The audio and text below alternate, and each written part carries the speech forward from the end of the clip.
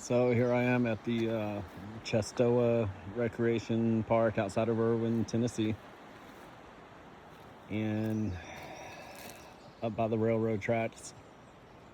That way heads to North Carolina. This way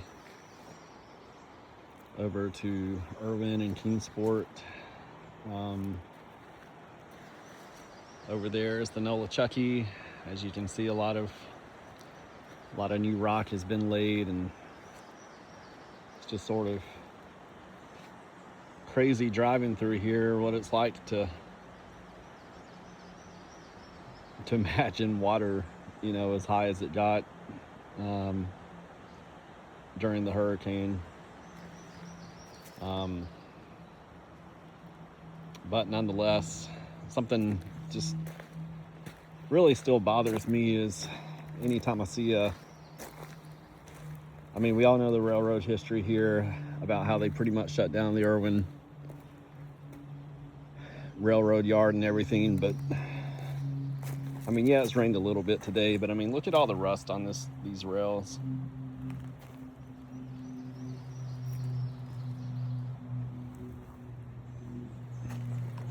That's not good if you're a railroad enthusiast. And it just irritates me to think that, the quote-unquote war on coal, and how you take away resources that are viable to very rural Appalachian areas, and how it doesn't even necessarily affect the coal miners alone. It affects railroad workers, and how all the communities that serve the railroad workers, I think 300 some odd people were employed there at Erwin at one time. And as a train enthusiast in this area, it's so hard. There's no Amtrak. There's really just, you got some manifest trains coming through here, a little bit of coal. I think an ethanol train comes through here, but it's so hit and miss. I come from areas that, there's a train every hour and a half or something. Here it's, I'm not the best train tracker or anything. I do have a Stanner, have a Balfane. But I don't know, I just get sick and tired of somebody who all you hear is, city population's growing, and the country, the rural areas populations are decreasing. And man, if you just get rid of the rural areas in this country, man, city life is not for everyone. And you pack in a bunch of people like sardines, and multi-unit housing, and I don't know, man. I guess it's sort of a rant, but just at the end of the day, I like trains. I like to watch them. I wish I could work on the railroad, but I can't.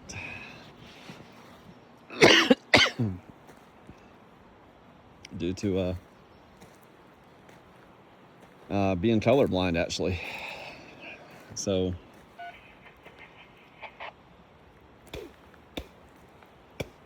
but even if I wanted to, it'd be hard pressed to get a job here, because they shut down the yard, right?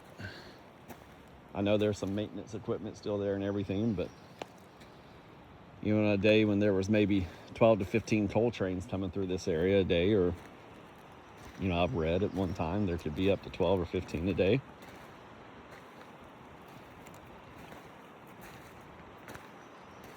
And they shut down this line for so long because, the hurricane and the Nola Chucky over there, I mean, all the way down into North Carolina, poplar, spruce, pine, all the way down to Boston, towards Charlotte, and that didn't help anything. But I love being out in nature and away from people. And first thing I notice when I come over here is just how rusty the rails are. And it just makes me think that, you drive through these small towns and that railroads or, a big employer has either shut down or shipped off to God knows where, somewhere across the ocean. That's a railroad spike. Bunch of them laying around here. But people don't really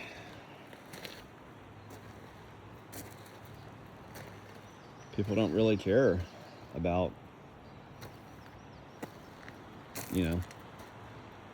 sparse populations a lot of times. If they do set up a company, it's usually in a rural area, it's usually to get cheaper labor than they can elsewhere in the bigger cities. And you know what? That's fine. But I mean, the hurricane over in Mountain City, because of all the flooding and everything, it shut down a major textile plant, National Textiles or whatever it was.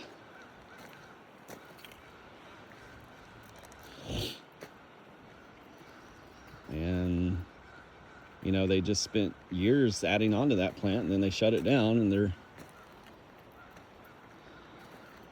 because they said that it's too expensive to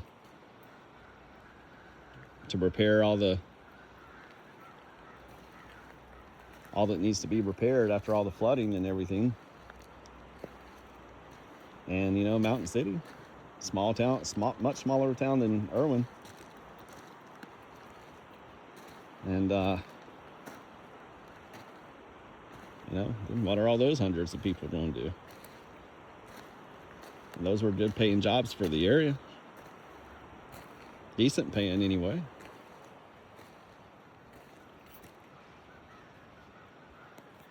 The hurricane had a lot of negative impact on this area. I mean, shut down the railroad I know a guy whose neighbor worked for the railroad or still works for CSX, and I mean, he didn't go out for like a year and a half or something, or at least a year, he said, because he didn't want to transfer anywhere else, and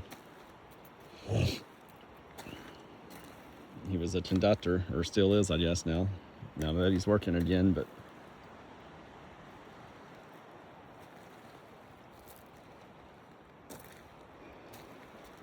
I don't know. It's just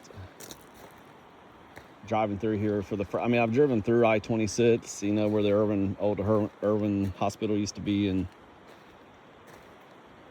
they tore it down. I didn't know that. And but man, going through these back roads and stuff, just not even, I mean, just to think that water was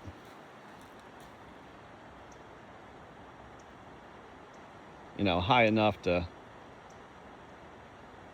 take out a bridge. There's a bridge down here that I'll do in another video and show you that was taken out, and it's just laying off to the side. I mean, it's crazy to think how much water came through here.